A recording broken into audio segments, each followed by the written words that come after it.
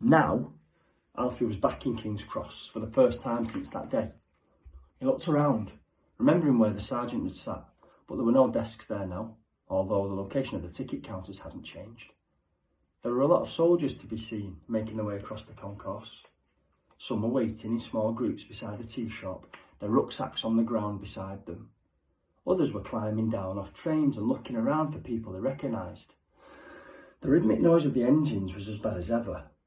Dead, that's dead, that's dead, that's dead. And Alfie wondered how the people who worked here could bear it. He noticed one young Tommy standing in the centre of a platform with a bag on his back and a deep red scar running down the side of his face. He was about 20 years old, Alfie thought, and had an expression on his face that was difficult to define. It was as if he'd been visited by a ghost, but didn't know how to tell anyone, in case they locked him up and threw away the key. A moment later, two older people, a man and a woman, his parents, Alfie was certain of it, ran towards him, and when he saw them, his rucksack fell off his back and his face collapsed. He looked as if he was about to fall over, but before he could, his mother and father were on either side of him, holding him up, and he was crying on their shoulders, great, heavy sobs as they wrapped him up between their bodies, protecting him from the world, rubbing his hair and whispering in his ears. When they started to walk away, the boy remained between them, and they stood as close as they could without all falling down in a muddle. The father's arm was wrapped around his son's shoulders, the mother's clasped tight around the boy's waist. Alfie watched them for a long time, until he decided he shouldn't stay like this, and then he turned away. He looked around and was pleased to see that there were no other shoeshine boys in King's Cross. Leonard Hopkins was long gone, and no one, it seemed, had come to take his place.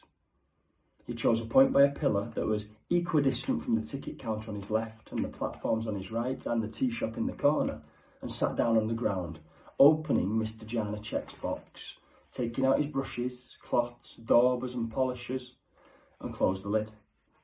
He took his cap off his head and placed it upside down on the ground next to him before throwing the loose change from his pocket, 3 halfpennies into it to make it look like he'd already started.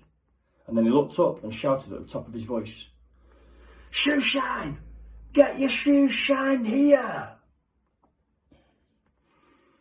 Later that day, when he got home, he found Margie having a nap in the front parlour. She looked exhausted. He ran upstairs to his room and put the box at the back of his wardrobe before coming back down to the kitchen and washing his hands with carbolic soap. When he was finished, he gave them a sniff, but they still smelled of polish, so he did it all over again.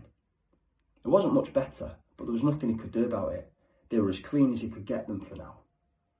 Oh, his back hurt a little from leaning over all day, and the muscles in his arms were sore. There might have been a war going on, but there was still a surprising number of people who wanted the shoes to look good. He looked around and felt his heart sink with what he saw. All the chairs were covered with Mrs. Gordley Smith's pillowcases, and the line outside in the yard held her bed sheets and some funny-looking undergarments. Margie would never smell the polish in his hands after all. The place smelled too much like a laundry.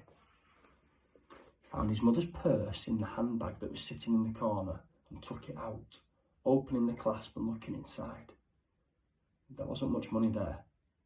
Reaching into his pocket, he took out all his earnings from the day and dropped most of it inside. Enough money that she'd be pleased to find it there, but not so much that she questioned where it appeared from, before taking the rest back up to his bedroom, where he hid it in a box at the back of his sock drawer for a rainy day. Then he collapsed on his bed and closed his eyes. It was still early evening, the sun was shining outside, but Alfie was asleep on top of his bed while Margie was snoring in the broken armchair in front of the fireplace. It had never been like this before the war began.